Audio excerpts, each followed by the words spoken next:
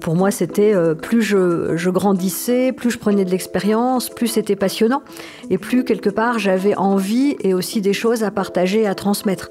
Donc en fait, ce côté senior pour moi, c'était quelque chose de positif jusqu'à ce moment-là où j'ai compris que non, en fait, c'est plus du tout positif quand on vous dit que vous êtes senior. En fait, en France, dans le monde du travail, dans l'entreprise, souvent, ça veut dire que vous êtes trop vieille.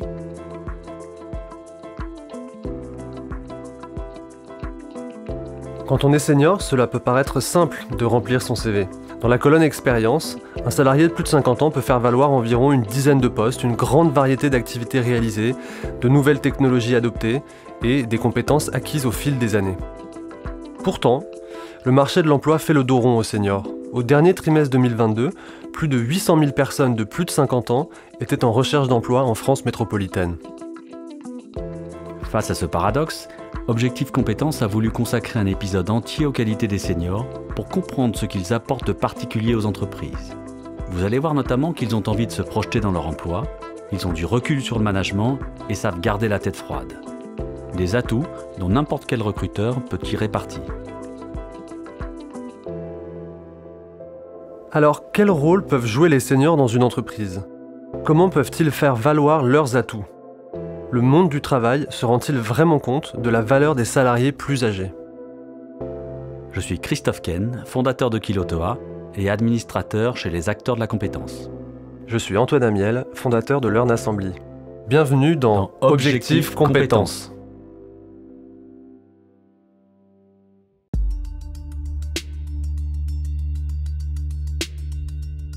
Dans ce deuxième épisode, nous allons nous intéresser aux atouts des seniors pour les entreprises et pourquoi celles-ci ont tout à gagner à les recruter et les fidéliser. À 56 ans, Frédérique Gesque a déjà derrière elle une carrière bien remplie. Elle travaille depuis plus de 30 ans. Elle a commencé dans la communication, puis a été directrice générale de l'UPE 13, le MEDEF dans les Bouches-du-Rhône, avant de prendre la direction de la Ligue contre le cancer aux côtés du professeur Axel Kahn. Frédérique a donc un profil très pointu dans son domaine. Pourtant, quand elle a souhaité changer d'emploi l'an dernier, c'est la douche froide. En début d'année dernière, j'étais en poste à la Ligue contre le cancer que je souhaitais quitter, après avoir accompagné la succession d'Axel Kahn, qui malheureusement était décédé l'année précédente.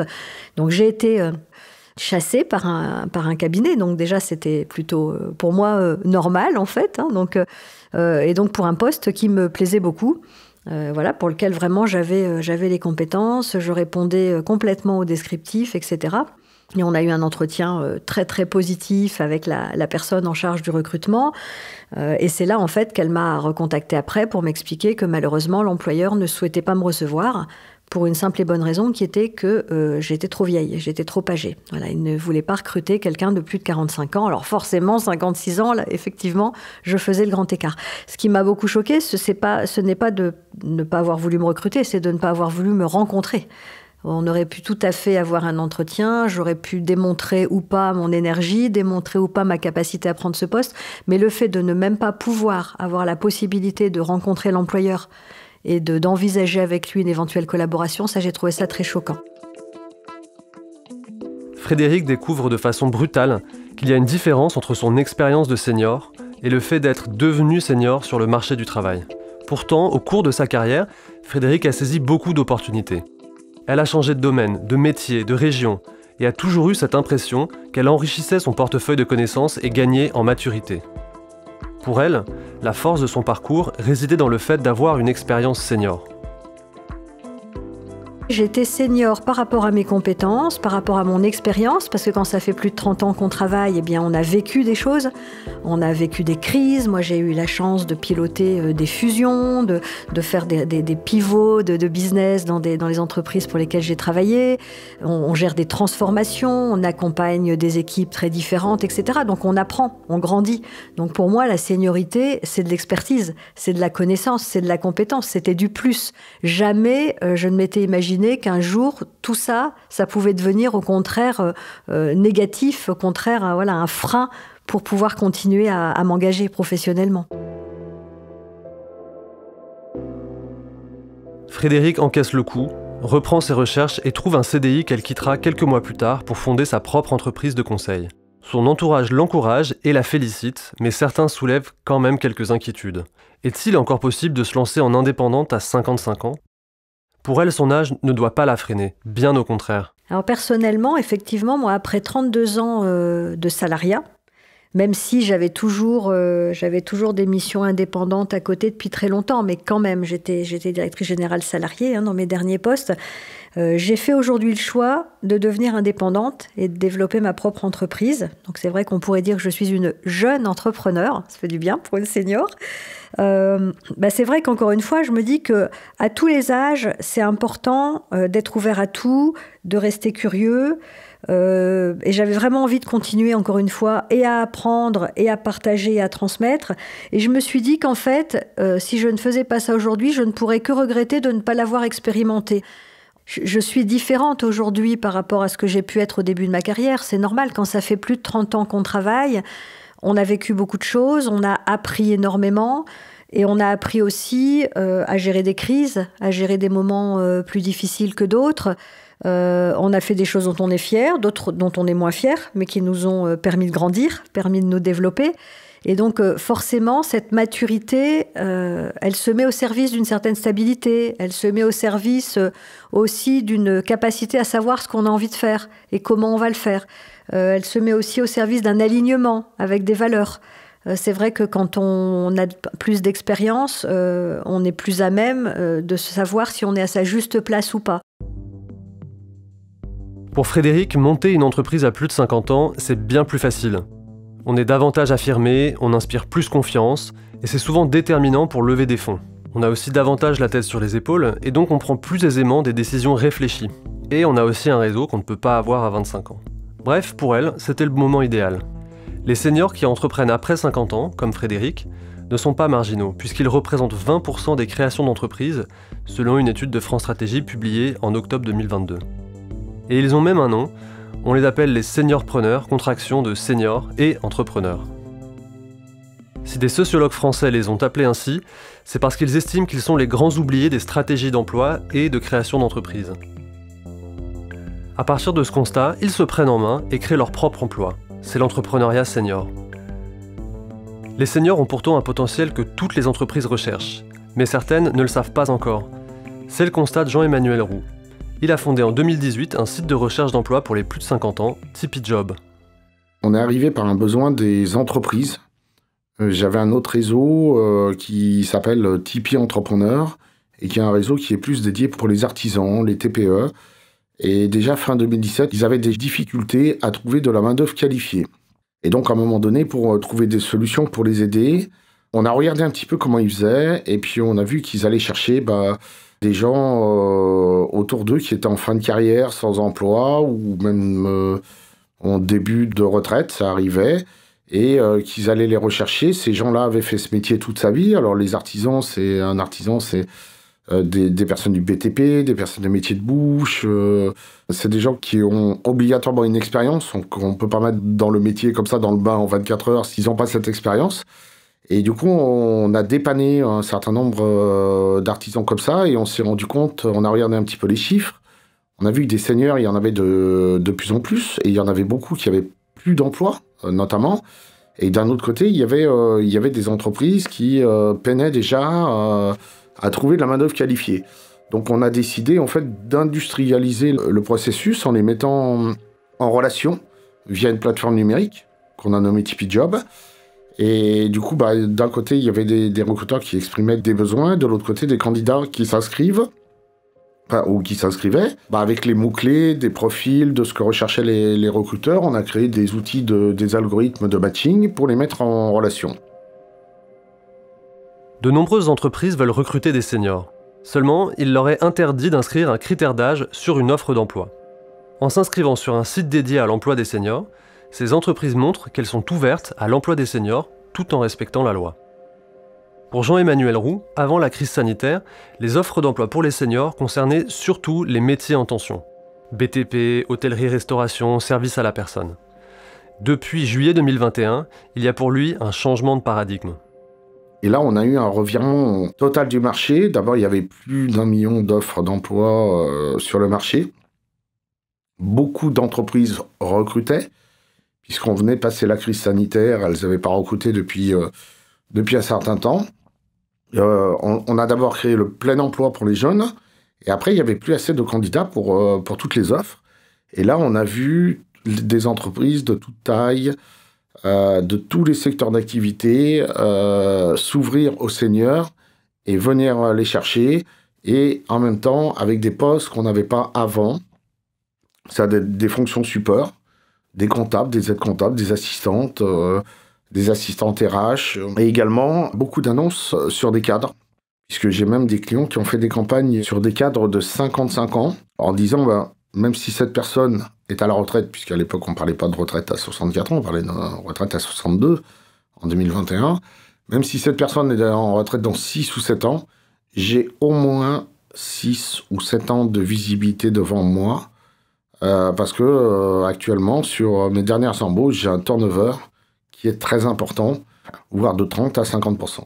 Les principaux atouts des seniors appréciés par les entreprises, ce sont l'expérience, le savoir-faire, la stabilité qu'ils apportent à l'entreprise, la motivation.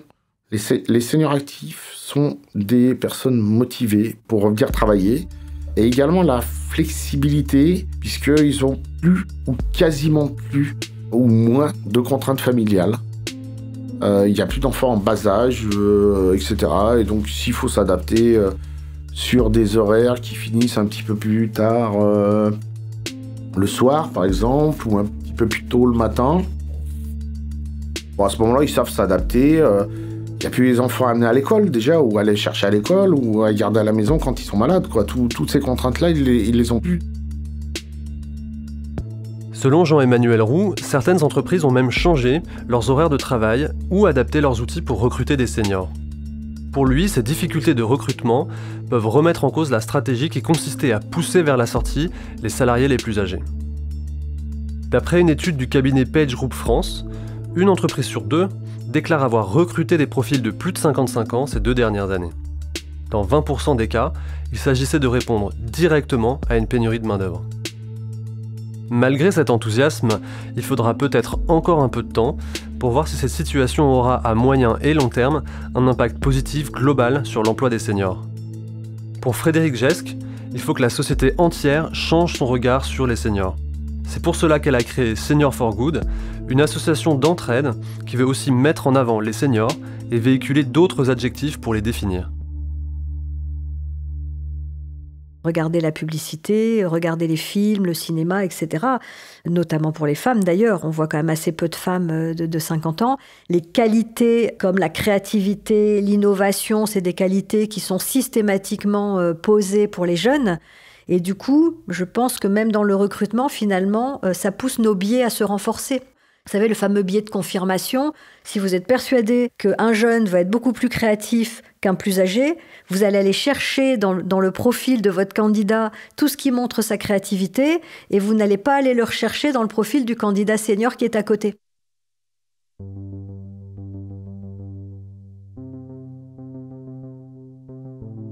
Jean-Emmanuel Roux a lui une approche plus pragmatique. Les entreprises n'ont pas d'autre choix que de s'intéresser aux seniors. Face à une entreprise qui refuserait de recruter des seniors, voilà ce qu'il répondrait. Moi, je lui dis à bientôt. Je ne vais pas insister parce que il y a beaucoup d'entreprises. Je pense que demain, d'ailleurs, notre objectif 2023, c'est pas d'aller chercher des entreprises, c'est d'aller chercher des candidats. J'ai passé des années à avoir des candidats et pas trouver d'entreprise, mais maintenant, maintenant ça s'est inversé. Et globalement, je lui dis, vous marchez dans le passé. Vous êtes encore avec des préjugés dans le passé, mais de toute façon, vous viendrez un jour ou l'autre, vous poserez un jour ou l'autre. C'est vrai qu'aujourd'hui, un senior, c'est, pas moi, à 55 ans ou 60 ans. Autant il y a peut-être 30 ans en arrière, on était plus vieux, plus usé. Aujourd'hui, si vous allez voir quelqu'un de 60 ans traité de personnes âgées, il comprend pas. Il comprend pas parce que lui, c'est en pleine forme. À partir du moment où il est en pleine forme, hein, bien entendu. Moi, je parle des seniors actifs, hein, qui sont en forme, qui sont pas malades. Et la personne âgée, avec le vieillissement de la population, c'est ses parents. Parce que souvent, ils sont encore en vie. Donc ils vous regardent en disant mais de quoi il me parle, alors que il y a quelques dizaines d'années en arrière, vous étiez une personne âgée en fait.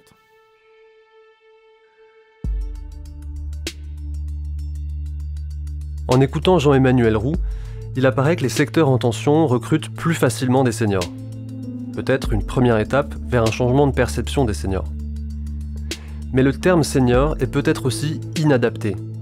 Est-ce que finalement, parler des seniors n'est pas apposer une étiquette? Un de ces mots fourre-tout qui ne veut plus dire grand-chose.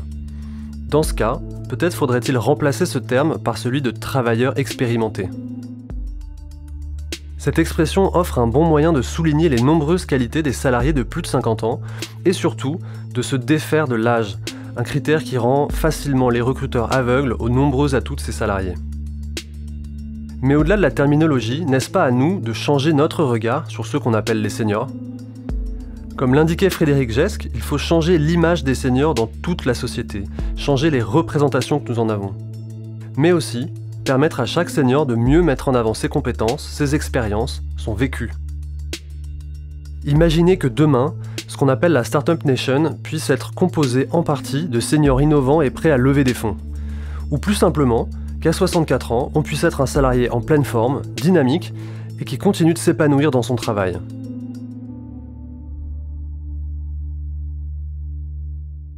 Vous venez d'écouter le 2e épisode de la 2e saison d'Objectifs Compétences, consacré aux seniors et aux compétences. Cet épisode a été écrit par Clara Bayot, avec les voix de Christophe Ken et d'Antoine Amiel. Il a été réalisé et mixé par Bénédicte Schmitt sur une musique originale de Jean Thévenin et supervisé par Audrey Largouette en collaboration avec Sébastien Guimillet des Acteurs de la Compétence. Objectifs Compétences est un podcast des Acteurs de la Compétence, produit par Louis Créative, l'agence de création de contenu de Louis Média. Vous pouvez nous retrouver là où vous avez l'habitude d'écouter vos podcasts, Spotify, Deezer, Apple Podcasts. Si l'épisode vous a plu, n'hésitez pas à nous laisser des commentaires et des étoiles et à en parler autour de vous.